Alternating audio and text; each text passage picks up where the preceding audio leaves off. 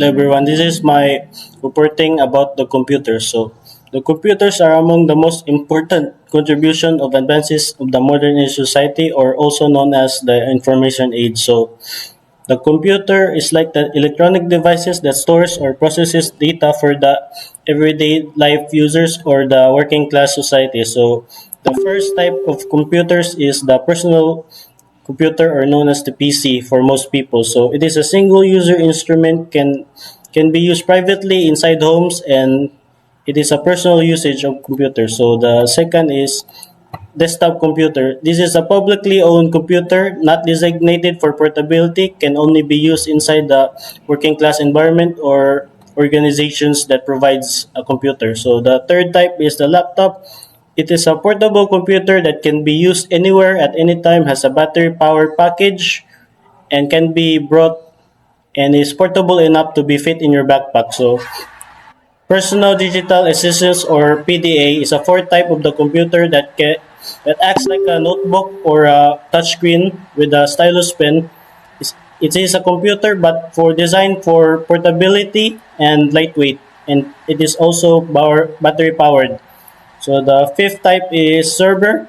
It's a computer that has improved the provide network services to other computers. So it acts like a network provider or a Wi-Fi, and can also be used as a search engine for Google and any high-powered computers that is needed information. So the next type is mainframe. So these are the huge computer systems that can fill an entire room. So they mostly acts as like storage units, or a computer that handles bigger storage spaces that could fill an entire room. So yeah, they're mainly used for storage for the information data. So the seventh type is a wearable computer. It is a computer that acts like a watch and can be used like a touchscreen phone sometimes.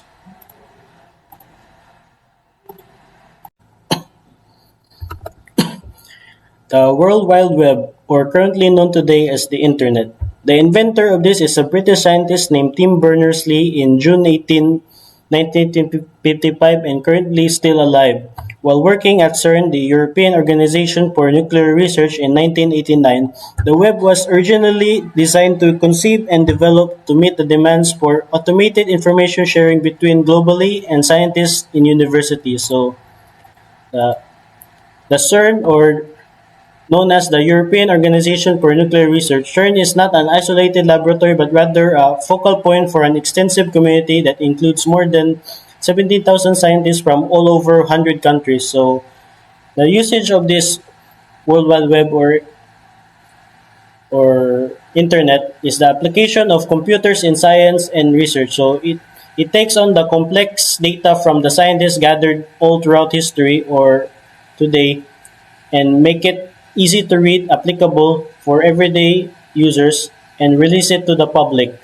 And then the other uses is computer solves complex math problems. So it takes the data from scientists that have hard time dealing with, or cost of, or it takes too long, is that the computer reads the data, processing it, and make it applicable or easy to read, and then it will also cut the time in half or make it cost efficient. So the third uses is the how to check the reliability of web sources. The computer also sometimes has problem with false informations, or sometimes the the sources are not really reliable. So sometimes this can be very hard to do.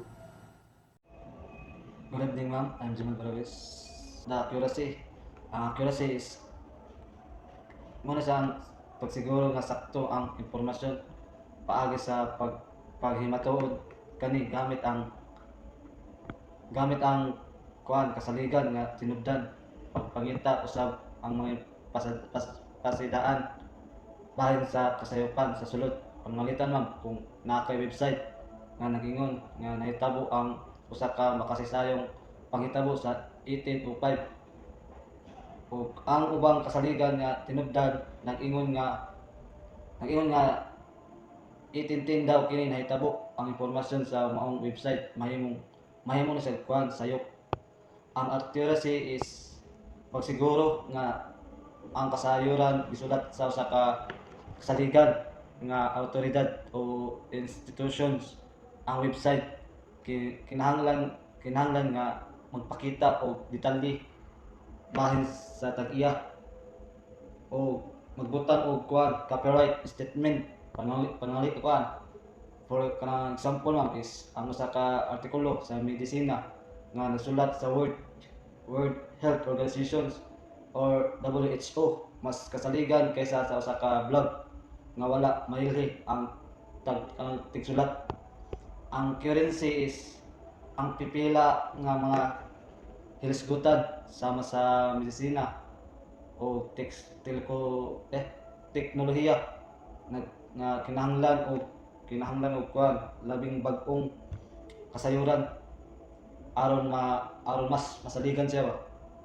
For example kanang kuan kanang mas kasaligan ang saka 2024 nga pagtuon bahin sa artificial intelligence kaysa usa ka 2005 nga pagpahibalo tungod kay kanunay nag-usab ang teknolohiya mo ni ang currency. Ang coverage is ang pagtinubdan kinahanglan mopakita og kumpleto og kalabutan ba nga kasayuran.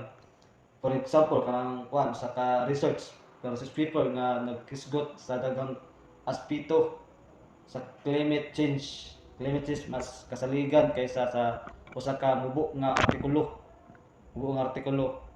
nga adunay gamay lang nga detalye.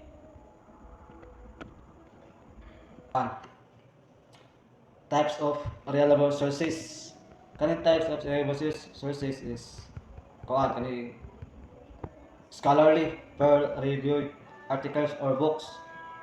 Kani nga mga tinubdan nga sulat sa mga doki o researchers para sa mga estudyante nga o professional gitanaw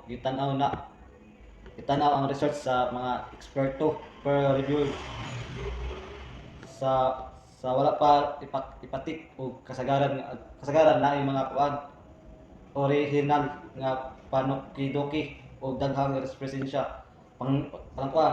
For example ma'am is kanang isa ka medical nga pagtuon nga gipatik sa The New England Journal of Medicine mo sa scholarly peer-reviewed articles or books. Ang trade or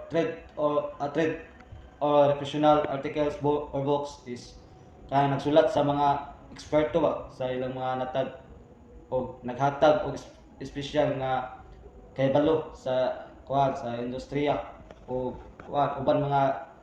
uban nga dili kanunay giagi og peer review. Ka example niya kanang artikulo bahin sa pinakabag-o nga marketing trends nga gipatik sa Harvard Business Review. Muna siya ang trade or professional article book or books. Ang magazine article books and newspaper article from well-established newspaper or mga newspaper. Muna siya kang ginasulat sa mga mamamayang journalist o author o gipaagi sa usa ka editorial process aron makonsiya masiguro ang kasaligan sa impormasyon.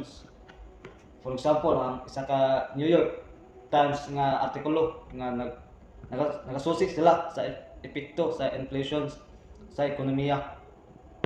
Ang websites and blogs is ang pagpila ka mga website o blogs kasagaran gud kay labi na kung giluwatan sa mga eksperto o institutions aron natay mga website nga makabalda o makalibog bitaw tungod sa dili kasaligan nga impormasyon. Pangalitan na kanang kasaligan sa usa ka cyber security blog nga gipadagan sa usa ka IT professional nga dili kasaligan kay mo siya usa ka anonymous yata o kaya anonymous nga vlog nga nagpakaylap o conspiracy theories. Ang Wikipedia is paano siya? Ang Wikipedia is makatabang na siya. Isip sugod nga tinubdad aron bisan kinsa ang makausab. Yung kausab kana ang eksperto manggod sa mga nagsulat dili sigurado or mas maayo gamiton nila alang sa background information para dili isip mangunang tinubdan. For example na ang Wikipedia page bahin sa World War II bitaw makahatag og kasayuran sa panglantaw bitaw para mas maayo kung mugamit ka og kuan akademikong tinubdan alang sa seryosong panukiduki. For example, kaning kuan, AFE, newsletter. Usa ka newsletter nga may kalabutan sa panglawas. Ang American Memory kay mo ni sa isa po ni sa historical digital collection nga gikuha gikan sa Library of Congress. Ang butterlivy.com mo po ni sa kakuan collection sa e-books nga kasaligan chronicling chronicling Amerika mo po ni isa kuan po importante ka database sa karaang mantalaan sa Amerika o kaning cyber bullying isa po ni sa ka collection sa e-books o reports bahin sa paglikay sa cyber bullying o mura to ma'am. A list of credible science sources. The number one in this list is NASA. The official NASA website informs its readers about the space age technology and the history of space age travel. And number two is the Scientific American. It searches for scientific news to give out to public about such as history, biology, health, politics, and so on. And the third credible science sources is Popular Science. It gives to people about the modern technologies and gadgets, environmental issues, space inventions, and much more. And the fourth is the Real Clear Science. These great scientific resources comes recommended by the BBC. And the fifth is Discovery. Find everything you ever wanted to know about the world and the reliable website. So what this means is the Discovery Channel. It gives you the topics about animals, wildlife, and many much more. And the sixth is Nautilus. Want to know why women live longer than men and something like that. So what this means is that it gives up a question about everyday life and why the reason of it and what's the answer of it. And the seven credible sources is the National Geographic. This is the official website of one of the most popular magazines about the world and science, accompanied by fantastic pictures, and can also be viewed in TV worldwide.